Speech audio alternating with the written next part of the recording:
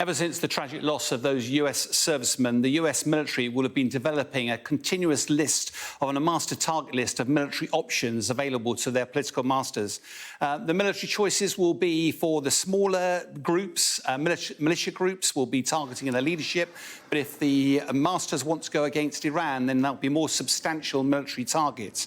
The US has got lots of military hardware available. The USS Dwight Eisenhower is actually in the region bristling with F-18 fighters and Tomahawk missiles, but they can also launch those from submarines in the region or deploy special forces. There's a vast array of military options, but ultimately it's for political masters to make the decision of which one to run with. And of course, to date, there's been very limited appetite for getting any more involved in escalating in the region. But US senators over the last 24 hours have been calling for devastating retaliation against the Iranian attack, against the US troops. Now, the attack happened at Tower 22, which was an outpost. 3 US servicemen were killed, 34 were injured in this little enclave here.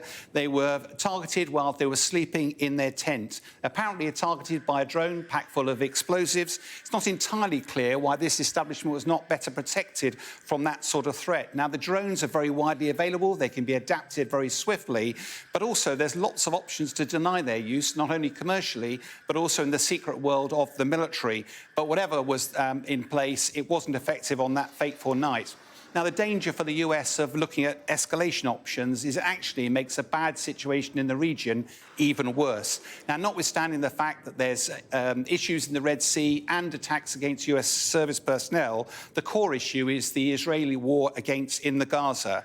Iran has been clear throughout all of this: stop the war in Gaza, and you'll stop the war escalating into the region. So the US has clear choices: to retaliate against Iran or to negotiate with the Israelis. And whilst there will be military retribution, there's no doubt about that. It's no coincidence that there's been a US brokered deal for potential hostage releases, potentially ending up with a 2-month ceasefire that's now being tabled. That'll put increasing pressure on Prime Minister Netanyahu, but that's nothing compared to the pressure that's currently building on President Biden.